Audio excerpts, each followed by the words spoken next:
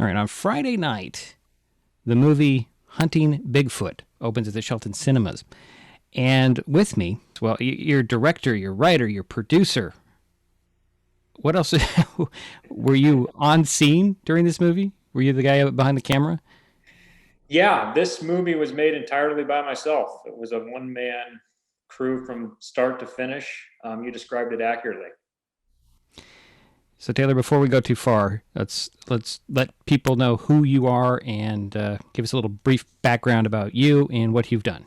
Hi, I'm Taylor Guterson. I'm the director, producer, writer of Hunting Bigfoot. I live here in North Bend, Washington, and this is where the movie was produced. So tell me, can you give us a brief synopsis? I mean, Yeah, the title kind of tells us about it, but can you give us a brief synopsis of the movie itself? sure. Hunting Bigfoot centers around a community of people in North Bend, Washington that are obsessed with proving the existence of Bigfoot. They are hunting for Bigfoot to prove that existence, not to kill Bigfoot, but to find Bigfoot and document Bigfoot. And the movie is about the people who are doing this. Primarily a character named John Green, who has really dedicated his life to this quest and given up everything else, his family, his career. He's essentially homeless. He's all in to prove the existence of Bigfoot. So tell me, how did you meet John, and what made you decide to follow his journey? Sure.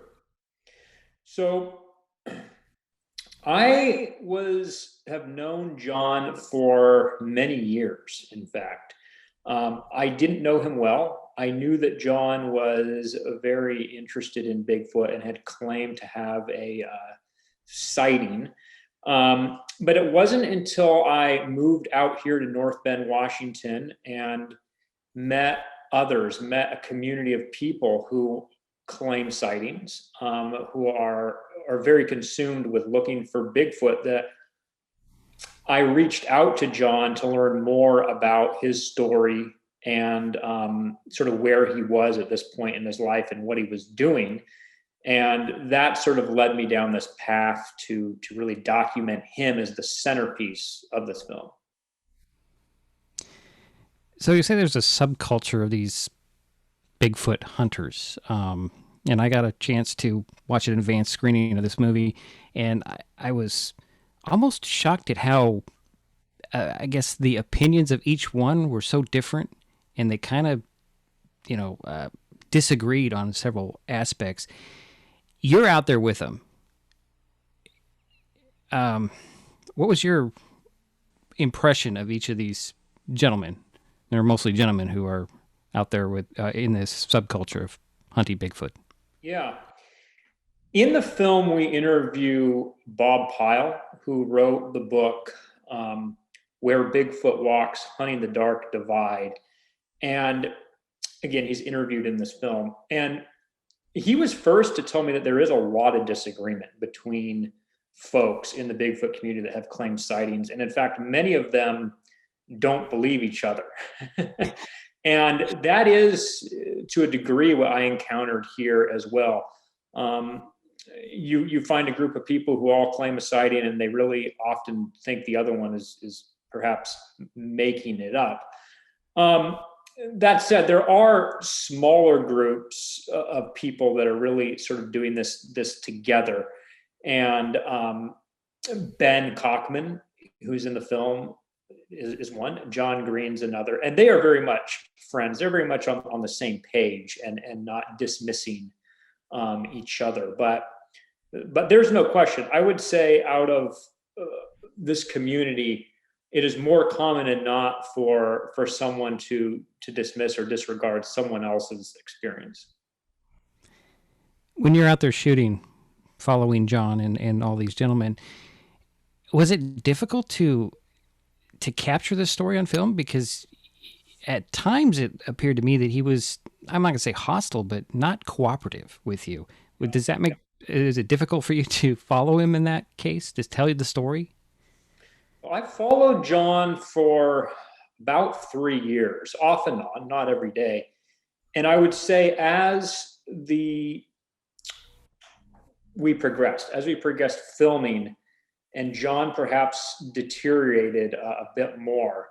Um, he became a little more difficult to work with. There were times when he didn't want me around at all.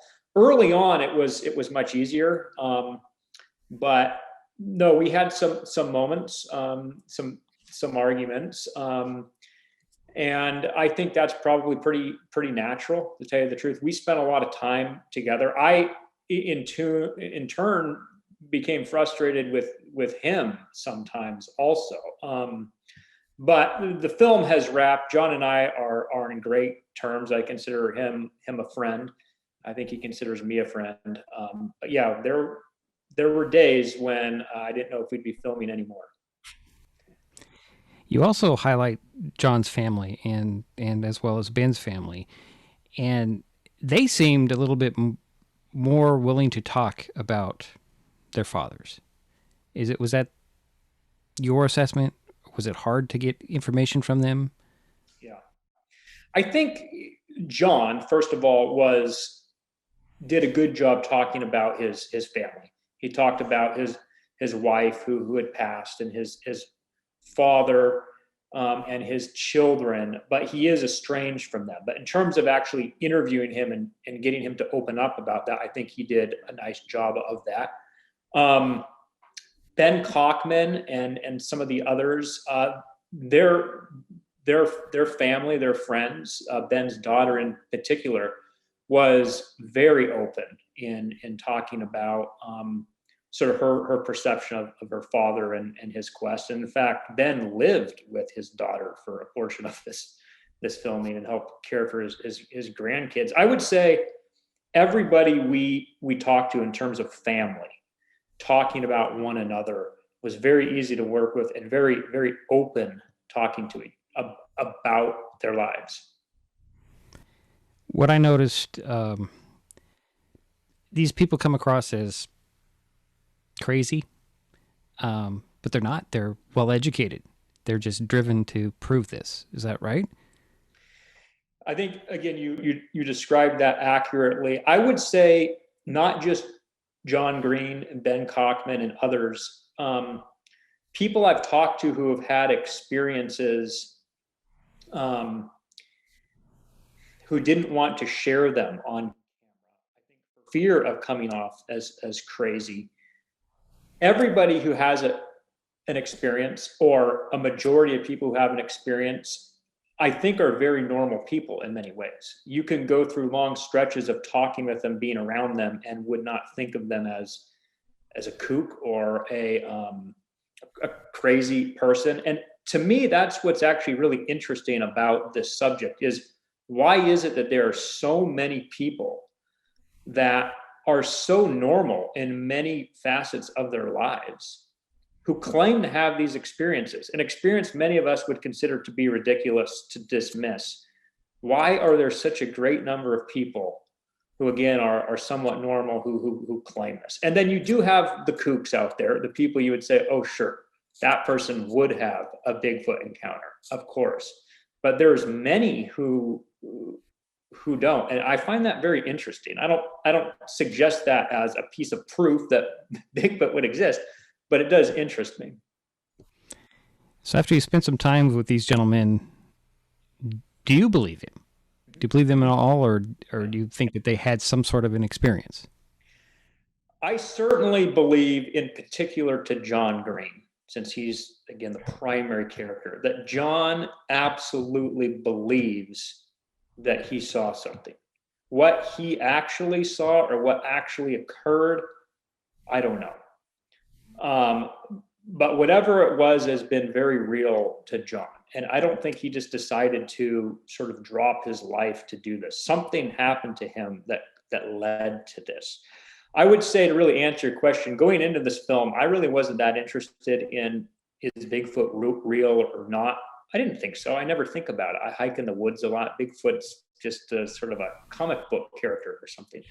But through the course of this film and talking to so many people who had experiences and interviewing Bob Pyle, who really looks at this from a scientific perspective and trying to just not dismiss this idea entirely, I would say that there's a possibility, something we think of as Bigfoot exists in the sense that it's an animal like a bear or a cougar and elk. Not, I wouldn't believe it in the supernatural sense as some people do.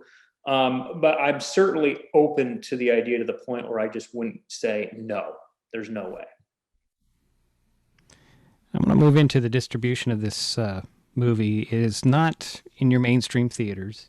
I mean, for us in Shelton, Mason County, yeah, Shelton Cinemas is a mainstream theater, but beyond that, you've gone with independent theater operators. Is there a reason for that? Yeah. Lee Savage at Xenon Pictures and producer Tom Garai and Chris Blanchett, they really came up with this great idea of supporting local theaters, sort of coming out of the pandemic here and with the move to streaming really over the last decade. These local theaters, many of them have not survived or will not survive. And we wanted to help support them and do this sort of old-fashioned way, at least to start. This film can only be seen currently in a theater, which is actually pretty unique. And so it certainly was somewhat of a marketing ploy, but at the same time, it has helped theaters, in particular here in North Bend. The film has performed very well, and in many others, it's been held over. And so we're going through this process now, and at some point, it will go to streaming when we're ready. Is there anything else you wanted to tell us about the movie that we haven't already covered? Yeah, I think Hunting Bigfoot, I mean, it has been described by some, Michael Medved, for those that are familiar with him, as the greatest Bigfoot movie ever made. That's how Medved described it. Of course, I made the film. That means a lot to me. I don't think you have to be a Bigfoot fanatic or have to believe that Bigfoot is real to enjoy this movie. It's really a human story about John Green and a group of people and their lives and what sort of drives them behind this journey. And I think everybody can relate to that idea of obsession in some form. And so if you're interested in seeing Hunting Bigfoot, but you don't really care that much about Bigfoot, I think there's a lot in this film that someone could be drawn to. It doesn't have a rating, but it has a little bit of nudity, a little bit of language that some people may find offensive. What is the process of getting a rating, or do you like to be independent and not have to deal with that? Yeah, Chris and Lee Savage have gone down that road with the rating agency. You submit it and sort of see what they come back with. Originally, they came back with an R rating because I believe there were 3 or 4 uses of the F word and some nudity of John Green swimming in a river. I would prefer a PG-13 rating. I think that more accurately describes what the film is. There's not excessive violence. There's not excessive nudity or sex or anything you'd think of with an R rating. But it is a process, and they have their criteria. And a few F-bombs will get you there, I guess. But if you wanted to, you could easily blur out some things and bleep some things, and we easily. could fine tune this without doing much and easily get a PG-13 rating. If we go to streaming, we may do that because it might be necessary to reach a larger audience. Well, you look at what's out there online. I don't know if this would be that offensive. You're right. Taylor, I don't think I have anything else to ask you. Just go out and see the movie. Hey, thank you so much for the coverage, for taking time to talk with me. I appreciate it. All right. Thank you, Taylor.